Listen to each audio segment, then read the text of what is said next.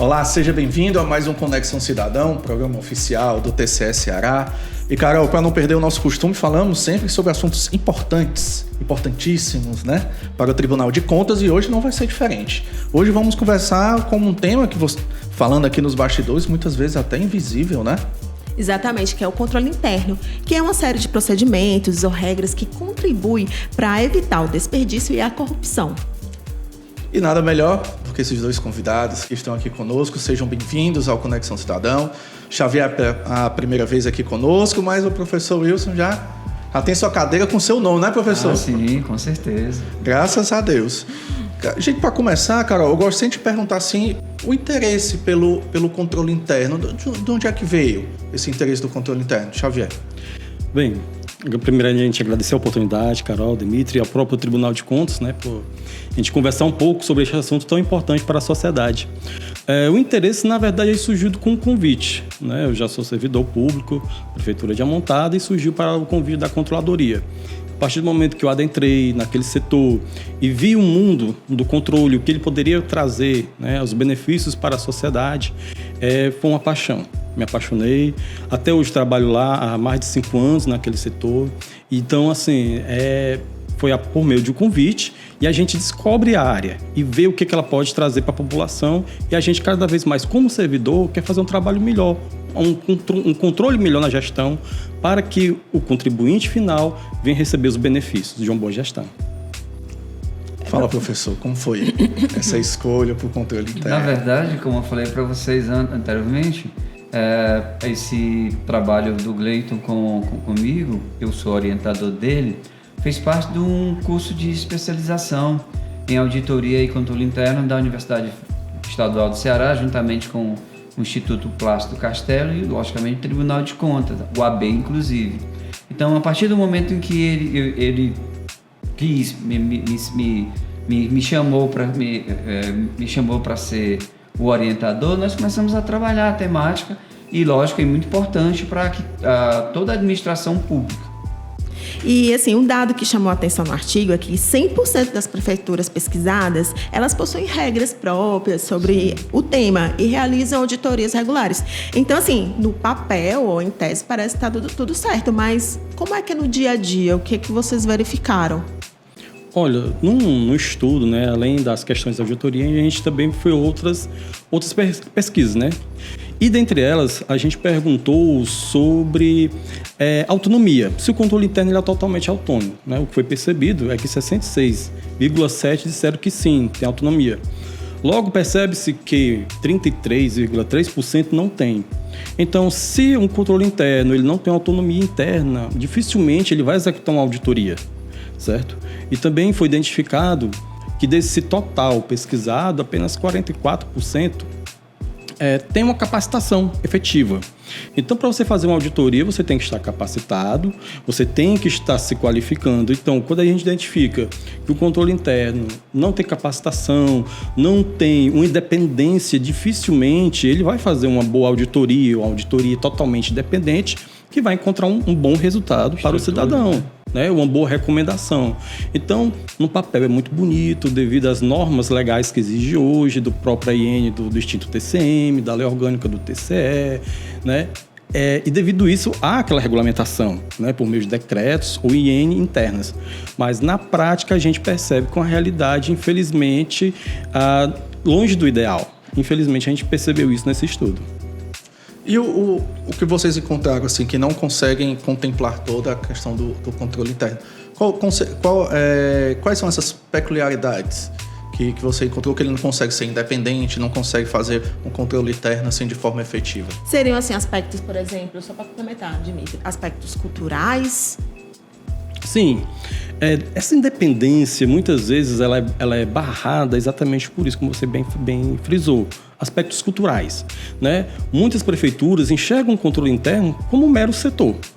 Está ali porque, enfim, existe uma norma que cobra que as prefeituras, que os órgãos públicos devem ter, né? Aí acaba que tem a casinha dele ali, né? Que tem que ter a casinha dele, que tem que ter. Mas, na prática, o controle interno é visto como algo burocrático, uma fiscalização. Não, se formos chamar o controle interno, ele vai nos fiscalizar, ele vai apontar erros, ele vai nos auditar. Então, ele é visto não como um amigo, mas mais alguém ali que vai apontar seus erros, né? Como a gente diz assim no meu interior, viu, Carol? Assim, aquele setor para botar cabresto, né? Exatamente. Na verdade, desculpa interromper, na verdade, essa concepção dos administradores é totalmente errada. Por exemplo, na administração privada, a controladoria, que é um dos nomes do controle interno, que existe outros nomes como auditoria interna, acompanhamento interno, coisa do tipo.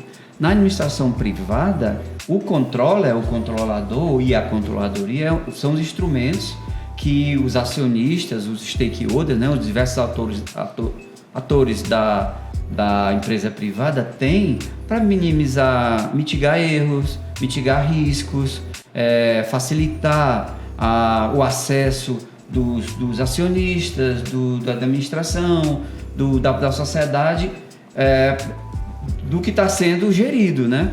O que poderia ser da administração pública, que não é, porque o secretário, o prefeito, acha que o controlador, a auditoria interna, o controle interno, é um órgão eminentemente punitivo, né? A gente colocou lá punitivo, e não é o que deveria ser.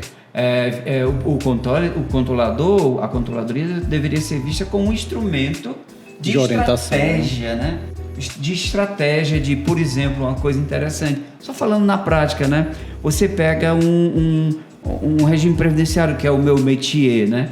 Então, o regime previdenciário tivesse um controle interno atuante, ele prevenia, por exemplo, o não repasse de contribuições previdenciárias, o não repasse de parcelamentos, o controle dos parcelamentos, que não existe na sua maioria. Por exemplo, na educação, o controlador poderia, durante o decurso do ano, ir controlando o limite mínimo de concessão de Fundeb, por exemplo, né?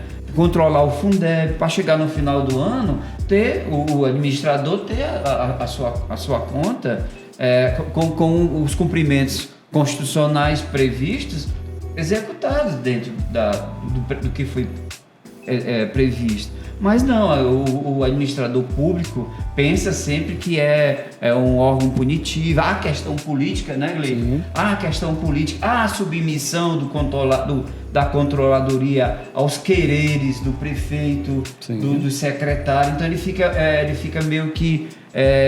você falou o termo antes. Cabresto. Né? Ele fica meio que sob cabresto, quando deveria ser um órgão independente que pudesse ajudar o secretário, o prefeito, a gerir a sua administração. Até porque... Desculpa, Carol. Então, eu acho que... o tema é... Ah, meu Deus. Eu acho que... Não sei se a Carol ia falar isso, mas será que é por isso, Carol, que tem algumas resistências assim, de gestores em relação ao controle interno? Sim, com certeza. Né? Devido... muitas deles são indicações políticas, né? E como você bem frisou, fica por meio do cabresto, ou fica estagnado. Não, você fica estagnado e não consegue realizar o trabalho dele, que seria realizar um trabalho pedagógico, de orientação, de supervisão, de estar ali com o gestor e ver se aquela política pública está sendo executada de forma correta. Se aquele planejamento vai trazer benefícios para a população, se aqueles recursos estão sendo bem gastos, se estão sendo eficientes, né? Se aquelas informações estão tendo transparência para que o cidadão venha acompanhar essas políticas públicas, as prestações de contas. E para encerrar a entrevista, qual seria o caminho ou então boas práticas que poderiam ser adotadas para alcançar uma maturidade institucional com relação às medidas de controle interno? Vai com relação ao quê? A seguir o planejamento estratégico, treinamento, uma maior autonomia, uma presença, um maior número de servidores, né, de uma equipe de trabalho? Qual seria mais ou menos os caminhos? Assim, eu acredito que vai partir do gestor. Ele entender que o controle interno ali está ali para ajudar ele, né? Ser um amigo dele, um parceiro dele na gestão dele.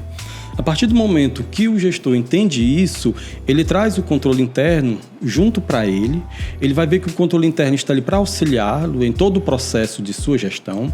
A partir disso, ele vai começar a investir e dar uma maior visibilidade ao controle interno. Porque quando um gestor maior, ele mostra que o controle interno está ali para ajudar a sua gestão como um todo, os demais secretários vão ver também o controle interno como um parceiro. E assim começa a chamar. Isso vai valorizar o controle interno, vai surgir investimentos e treinamentos no controle interno, e toda essa cultura arcaica que o controle interno é algo perseguidor, que aponta erros, ela vai aos tempos se acabando, e a gestão interna vai entender que o controle interno está ali para ajudar e contribuir junto com a gestão. Os gestores têm que entender que o controle interno está aí e está para ajudar a controlar, como o próprio nome diz, ajudar a prever, como o próprio nome, a autonomia do controle interno fala, ajudar a elaboração do planejamento. Ele, inclusive, tem que estar dentro do processo de planejamento. O que a gente vê no trabalho que foi publicado é que essa participação do controlador, da controladoria, no processo de planejamento, ele é colocado à parte. Acho que é 1/3, 33,67% dos entrevistados disseram que o planejamento exclui o controlador na hora de planejar, o que é um absurdo.